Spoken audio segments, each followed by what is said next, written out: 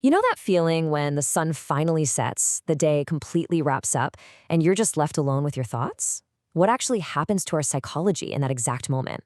Well, in the Islamic tradition, the final prayer of the day, the Yatsa prayer, isn't just some time on a clock. It's actually a really fundamental shift in the human experience. In this explainer, we're going to dive into the timeless wisdom found in the classic text known as the ninth word, and explore how these ancient spiritual routines completely restructure our psychology when the darkness falls. So, we're going to kick things off with a pretty fascinating question. Why does the time of Yatsé remind us of our own helplessness, our need to seek refuge, and ultimately surrender? We're going to take a bit of a journey today, moving from the literal, physical darkness outside our windows to a place of really profound spiritual comfort. I mean, think about it. The transition from day to night is something we literally experience every single 24 hours. But how often do we actually stop to analyze what it does to us psychologically? How does the simple act of the sun going down force us to confront our own limitations? To get to the bottom of that, we first have to look at the physical shifts that happen when night falls. And I'm not just talking about a change in lighting here, it is a total transformation of our environment. The vibrant, chaotic, loud energy of the day just kind of wanes. And as our environment shifts, we have to shift with it.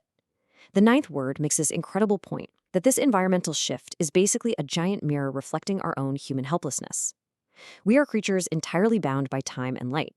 And when that light vanishes, our limitations are just starkly, undeniably exposed. There's just such a stark contrast between day and night. During the day, we kind of trick ourselves, don't we? We're consumed by these illusions of control. We're working, we're planning out our packed schedules, talking endlessly, and we genuinely believe we are running the show. We feel powerful. But the reality of night? It's a completely different story. The ambient sounds of the world decrease. The highways calm down. The lights in the neighborhood turn off one by one. And most importantly, night forces a letting go. You literally cannot work endlessly. You can't control the dark. All that noise and perceived control we cling to during the day is systematically stripped away, and it forces us into a state of surrender. And this perfectly illustrates where that forced surrender inevitably leads us, which is to sleep. But here's the thing. The ninth word doesn't just look at sleep as some biological necessity to recharge your batteries. Actually, it views stepping away from our daily activities to sleep as a state of little death. Just let that sink in for a second. When we sleep, we lose consciousness. We lose our grip on our possessions, our ambitions, our physical surroundings. We are entirely 100% vulnerable. It is the ultimate daily reminder of our absolute human helplessness. We are basically practicing letting go of the world every single night. So the real question here is, how do we respond to this intense moment of closing down? Do we just drift off into the void of this little death feeling, totally isolated and anxious? Well, this is exactly where the Yahtzee prayer comes into play. The text explains that Yahtzee is the crucial, active response to this darkness. It's an intentional act to make sure that as the world fades to black, you are not stepping into that darkness alone. The prayer acts as a bridge. It connects the vulnerable human to an infinite source of power at the exact moment their own personal power drops to absolute zero. Let's break down what this actually looks like in practice. The Yatsu prayer acts as a comprehensive wrap-up for your day. First, you actively turn to the Lord, acknowledging a higher power just as your own power fades. Second, you give thanks for the blessings of the day you just had. Third, you seek forgiveness for your mistakes, because let's be real, no day is perfect and we all mess up. And finally, you confess your shortcomings. By doing this, you're effectively wiping the slate clean. You're acknowledging your flaws and expressing this deep gratitude before the night fully sets in, which guarantees you enter that vulnerable state of sleep with a peaceful heart. Actually, let's just pause here for a second and really think about this reality. Even while you're sleeping, while you are in that completely unconscious state of little death, it is not your own power keeping your heart beating. It's not your conscious will making sure you keep breathing. Your physical survival in the dark relies entirely on something totally outside of your control, and realizing this completely flips our perspective. If we aren't the ones keeping ourselves alive while we sleep, it means we are constantly under a higher power's protection. It means, quite literally, we are never truly alone, not even in the deepest darkness. Which brings us to this absolutely beautiful, profound quote from the text. Translated, it says, "I am closing the day with you, and I am entering the night as your entrustment." This is it. This is the ultimate expression of servanthood and surrender that defines the very essence of the Yahtzee prayer. You are actively acknowledging that you don't own yourself. You are handing over your consciousness, your body, your safety to the Creator as a sacred trust and entrustment.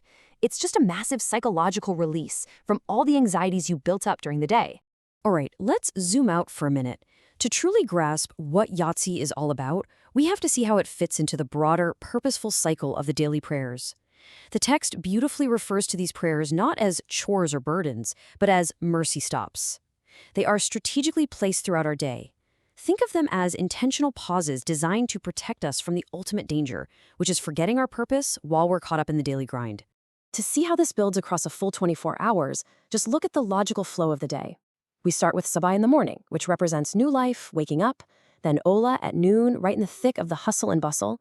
Ikindi in the afternoon taps us on the shoulder to say, time is rapidly passing, the day is getting older. Aksham in the evening hits right as the sun sets, giving us a stark reminder of endings and mortality. And finally, we arrive at Yatsu, the night.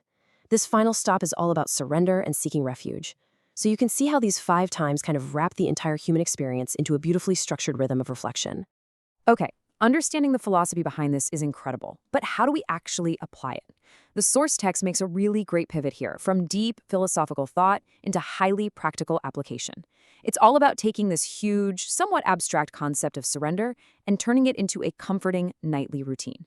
It's about literally closing the night with trust rather than just passively passing out on your pillow from exhaustion. So, here is a specific actionable advice you can take away from this explainer today. You do this right after the Yahtzee period, just before you go to sleep. It's just forming 3 simple sentences. Number 1 is gratitude. Today, I am thankful for this specific thing. Number 2 is forgiveness. I seek forgiveness for this specific mistake I made today. And number 3 is intention. Tomorrow, I want to be more careful about this specific matter. That's it. This 3-step structure clears your mind of any lingering guilt, frames your mindset with positivity, and gives you a purposeful direction for the moment you wake up. So what is the big takeaway from all of this? Yes, the night might be physically dark. Yes, it completely strips away our illusions of control and renders us helpless. But closing your day with the active consciousness of being entrusted, of literally handing yourself over to a higher power, it completely transforms that darkness. It takes what could be a scary, lonely void and turns it into a perfectly safe haven. The act of intentional surrender ensures the night isn't isolating, but rather a time of profound connection. And I want to leave you with this final provocative thought to chew on tonight as you turn off your own lights. Is the night lonely for the heart that seeks refuge in its Lord? When we really truly understand the mechanics of surrender that the Yatsa prayer teaches, the answer is a resounding no. Darkness doesn't have to mean emptiness. It can actually be the exact space where we find the greatest comfort. Think about how you're going to close your own day tonight, and I really hope this framework offers you a new way to find peace in the night.